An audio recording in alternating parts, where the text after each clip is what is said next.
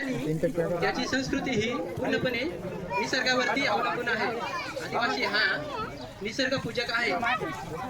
जेव्हा धर्म ही पैदा झाला नव्हता त्याच्या पूर्वीपासून आदिवासी समाज आहे. म्हणून आदिवासी समाज कुठल्याही धर्माच्या कॉलममध्ये येत नाही. आदिवासी हा धर्मपूर्वी आहे, त्याला कोणताही धर्म कोड लागू होत नाही.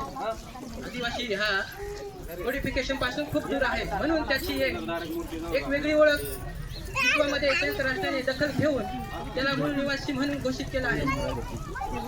आदिवासी जेव्हा आपल्या हक्क अधिकारासाठी लढतो तेव्हा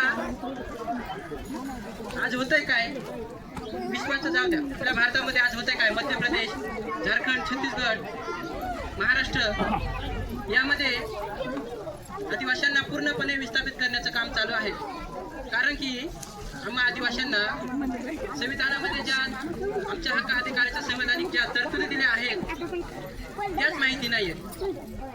गेली 75 वर्षापासून आदिवासी समाजाची अजूनही उन्नती झाली नाही. त्याच्या मागील कारण तुम्हाला जर माहिती जाणून घ्यायची असेल तर आजपर्यंत गावोगावी संविधानाची माहिती पोहोचली नाहीये. आपले हक्क, आपले अधिकार काय आहे ते, आणि आपल्याला अजूनही का वंचित ठेवलं आहे. तर 5 जानेवारी 2011चा जो सुप्रीम कोर्टाचा जो जजमेंट आहे की आदिवासी हा देशाचा मूळ मालक आहे. परंतु 5 वर्ष आपल्यावरती राज्य करणारी जी बीजेपी काँग्रेसची जी सरकारे आहेत ती आदिवाशांकडे लक्ष देत नाही. कारण आदिवाशांकडे जल आहे, जंगल आहे, जमीन आहे. त्यांना फक्त त्यांच्या जंगलातून कसे विस्थापित करायचं हे त्यांचं ध्येय आहे. आदिवासींनी जागृत होणं खूप महत्त्वाचं आहे. ज्या आपल्या रूढी प्रथा, ज्या संस्कृती आहेत पूर्वीपासून आपण जपत आलेलो आहे, जोपासत आलेलो आहोत, त्यांनाही आज मिश्रित करण्याचं काम चालू आहे. आदिवासी समाजाने हे ओळखलं पाहिजे, नाहीतर येणाऱ्या काळामध्ये आपलं अस्तित्व राहणार नाही. जर जंगल आणि जमीनच नाही तर आदिवासी राहणार कुठून, त्याचं अस्तित्वही राहणार नाही. पुनर्वसनाच्या नावाखाली प्रत्येक राज्यामध्ये आदिवासींना विस्थापित करण्याचं काम मोठ्या प्रमाणात चालू आहे.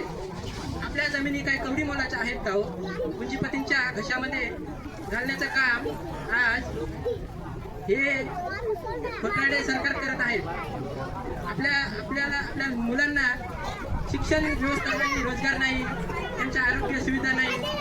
आज तुम्ही डोंगराळ भागामध्ये गेलात तर तिथे 5वी अनुसूची लागू होते. जे आपले स्वतंत्र हक्क दिले आहेत, संविधानाची जी 5वी अनुसूची आहे त्याच्यामध्ये 244 काय सांगत आदिवासी हा स्वतःचे कानून कायदे तयार करून त्याची अंमलबजावणी ही प्रशासन पद्धतीने करू शकतो. पण झालंय काय, आमच्या लोकांना आज आर्टिकल 13(3) काही माहीत नाही, आमचे अधिकार काय आहेत ते पण सुद्धा माहीत नाही.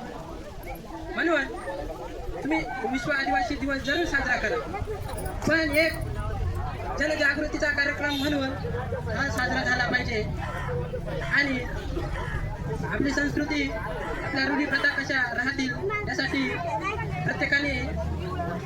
प्रत्येक आदिवासी बांधवाने साथ दिली पाहिजे. एवढेच बोलतो, थांबतो.